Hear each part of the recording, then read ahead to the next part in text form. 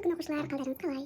Бүгін біз 9 сыныптың 2-ші тоқсанға арналған алгебра пәнінен бұ жұмысын бірге талдайтын боламыз. Бірінші тапсырманың берілгені бізде АН тең болады 2N қосылған 6, АН тең болады 26 дейді. N-нің орнына нешені қойған кезде бізде 26 шығады деген сөз екен.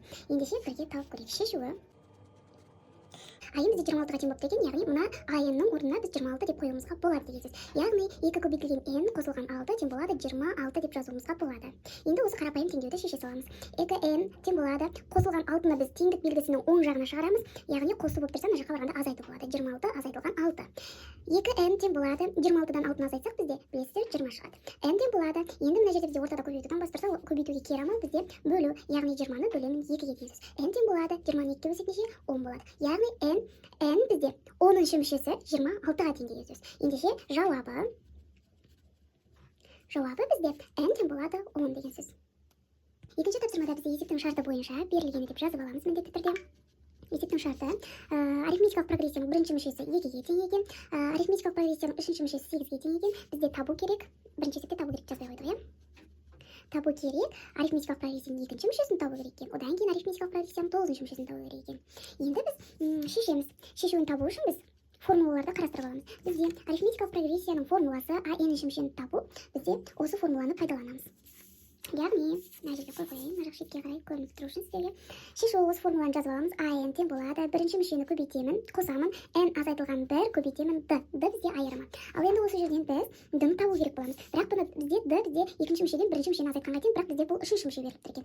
Енді бұл айырымын қалай табу алуымызға болады? Оны табу үшін біз үшінші мүшені пайдаланамыз. Осы үшінші мүше арқылы біз D-ны тауып аламыз айырымын. Яғни үшінші мүше бізде A1 қосылған N азайтылған N-нің орнына біз нешені қоямыз? 3 қоямыз. 3 азайтылған 1 көбейтілген D болады. Енді A3 бізде нешеге тең? 8-ге тең. Ендеше A1 нешеге тең? 2-ге тең. 2 қосылған 3-тен 1-ді азайтсақ неше? 2 көбейтілген D болады. Тең болады. A3-ның орнына біз 8 қоямыз. Міне бізде теңдеуіміз шықты. Енді теңдеуді әрі қарай жалғастырамыз.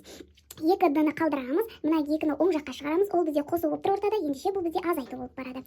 2D тең болады. 8-ден 2-ні азайтсақ 6D тең болады. 2 бізде мында көбейту болып тұр. Мына жақ теңдік белгісінің оң жағына шығарған кезде бұл бізде бөлу болып барады. Яғни D тең болады. Айырымның мәні бізде айырмасының мәні 6-дан 2-ні азайтамыз. Неше болады бізде? 6-ны 2-ге бөлем, кешіріңдер, 3 болады. Яғни біз D-ны тауып алдық. Ол бізде 3-ге тең екен. Енді бізде табу керек бол. Бізде екінші мүше мен 9-шы мүшені табу керек. Ендеше D-ны тауып алдық. Ары қарай шығару бізде жеңіл. A2 тең болады. A1 қосылған 2 азайтылған 1 болады. Көбейтілген D деп жаза тұрайын әзірге. Енді A екінші мүше тең болады. Бірінші мүше 2-ге тең бізде қосылған 2-ден 1-ді азайтамын 1. 1-дің өзін әзірге жазып қояйын. Қазір бір ерекшелік байқаймыз. D бізде нешеге тең? 3-ге тең. екінші мүше тең болады 2 қосылған санды 1-ге көбейтсек не болады? Сол санның өзі шығады. Келесі жолы 1 шықса жазбай қоюға болады дейсіз. Сонда бізде A2 тең болады неше шықты? Бізде 5 шығады екен. Енді келесісі бізде табу керек A9-шы мүшені. Так, мына жерде асынсыз қояйын. A9 тең болады. A1 қосылған 9 азайтылған 1 көбейтілген D болады. A9-шы мүше тең болады. A1-дің мәні бізде 2-ге тең қосылған 9-дан 1-ді азайтамыз 8 көбейтілген D бізде 3-ге тең. A9-шы мүше тең болады 2 қосылған 3 8-дің 24. A9-шы мүше тең болады 24-ке 2-ні қосамын 26. Сонымен соңында бізде жауабы бізде табу керек не тұрды? A2-ні сұрап тұрды. A2 бізде нешеге тең болды? 5-ке тең болды. Және табу керек те бізде сұрап тұрған A9-шы мүше нешеге тең болды? Бізде 26-ға тең болды. Осымен екінші есебіміз шығарылды. Келесі үшінші есеп. Бізде геометриялық прогрессия берілген. Бірінші мүшеміз B1 тең болады 0,8. B екінші мүшеміз 0,2-ге тең. Келесі мүшесін тап дейді. Бізде келесі мүшесін табу үшін формуланы қарастырып аламыз. Формула бізде Bn тең болады B1 көбейтілген Q-дің n азайтылған 1 дәрежесі. Енді бұл жерде бізде Q белгісіз. Ең бірінші Q-ді тауып алу керек. Q-дің формуласы Q тең болады B2 бөлінген B1. Бұл жерде бөлшекпен жазып алып, бірақ мен бөліммен алдым. Q тең болады. B2 нешеге тең? 0,2-ге тең. B1-іміз 0,8-ге тең. 0,2-ні 0,8-ге бөлсек 0,125 шығады. Ары қарай Bn-нің формуласын жазып аламын. Тең болады B1 көбейтілген Q-дің n азайтылған 1 дәрежесі. Формулаларды алып қоямын. Ары қарай енді бізге B үшінші мүшені табу керек. B үшінші мүше тең болады. B1 көбейтілген Q-дің 3 азайтылған 1 дәрежесі болады. Ары қарай B3 тең болады. B бірінші мүше бізде 0,8-ге тең көбейтілген. Q бізде 0,125-ге тең. 0,125-тің неше дәрежесі? 2 дәрежесі тең болады. 0,8 көбейтілген. 0,125 0,125-ге көбейтсек 0,10,625 шығады екен. Енді осы 0,625-ті 0,8-ге көбейтсек жауап бізде 0,105 шығады екен. Міне жауабы бізде есептің шартында берілген дұрыстап жазбай қойдық. B3 тең болады 0,105-ге тең. келесі балалар бізде номер 4-ші тапсырмамыз. Есептің берілгені, бұл сөздерді жазып қойдым, енді уақыт болмас үшін.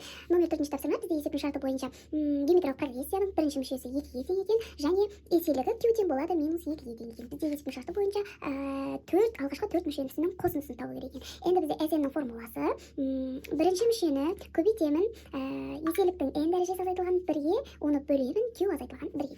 Яғни бізге S4-ті табу керек, ол бізде b бірінші мүшені көбейтемін, q-дің 4-ші дәрежесі азайтылған 1-ге және q азайтылған 1-ге. Енді q-дің мәні бар, b бірінші мүшенің мәні бар. Бірден формулаға салып есептей саламын. Тең болады. Бірінші мүшемізде 2-ге тең, жақшаны ашамын, q бізде минус 2-ның 4 дәрежесі азайтылған 1 және минус 2 азайтылған 1 дәрежесі. Тең болады. Жақшаны үшін бірінші есептеп аламын. 2 көбейтілген минус 2-ның 4 дәрежесі, ол бізде шығады 16. Оң таңбалы шығады, себебі жұп таңбалы дәреже болыпты. Азайтылған 1 және минус 2-ден азайтамын 1-ді, минус 3 шығады. Тең болады. Әрғай тең болады. Жалғастырамыз. Бөлшек сызығы 2-ні көбейтемін. 16 азайтылған 1 қанша? 15 бөлінген минус 3. Тең болады. Минус бөлшек сызығы 2-ні 15-ке көбейтемін. 30. 30-ды бөлемін 3-ке. Тең болады. Минус 10 шығады. Жауабы сонымен бізде алғашқы 4 мүшесінің қосындысы неше шықты? Минус 10 шықты дейсіз. Бірінші гүл шоғы 3 тістен жасалған дейді, екінші гүл шоғы 7 тістен жасалған дейді. Мынау бізде есептің берілгені, мен қысқартып жаздым бірінші менізде, және бізге табу керек. Нені табу керек? Яғни бізде 7 букет неше түсті гүлден жасалады дейсіз. Яғни бізге алғашқы 7 мүшесінің барлық 7 букет неше түстен жасалады дейді. Яғни S7-ні табу керек біз сұрақ. Шешуі SN-нің формуласы бізде қандай еді? Тең болады A1 қосылған AN бөлінген 2 көбейтілген N болып тұр. Енді бұл жерде бізде ең бірінші AN-ді табу керек. AN-ді табу үшін бізге нені табу керек? Бізге D-ні табу керек. D-ні екінші мүшеден бірінші мүшені азайтқанға тең. 7-ден азайтамын 3-ті тең болады. 7-ден 3-ті азайтамын 4 болады.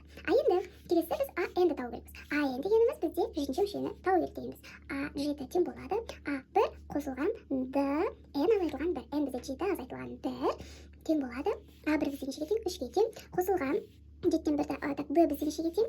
4-ге тең. 4 көбейтілген 7-тен 1 азайтамын 6 тең болады. 3 қосылған 4 алдым 24 тең болады. 24-ке 3-ті қосамын 27-ге тең. Енді S-нің формуласына саламыз. S7 тең болады. Бірінші мүшеміз бізде 3-ге тең. Қосылған AN бізде 27-ге тең болды. Бөлінген 2 көбейтілген 7 болады. Тең болады. 3-ке қосамын 27-ні бізде 30. Бөлімін 2-ге көбейтемін 7-ге. 30-ды 2-ге бөлсек 15 көбейтілген 7 тең болады 105. Жауабы сонда бізде алғашқы 7 мүшесінің қосындысы S7 тең болады. Неше шықты бізде? 105 шығады екен.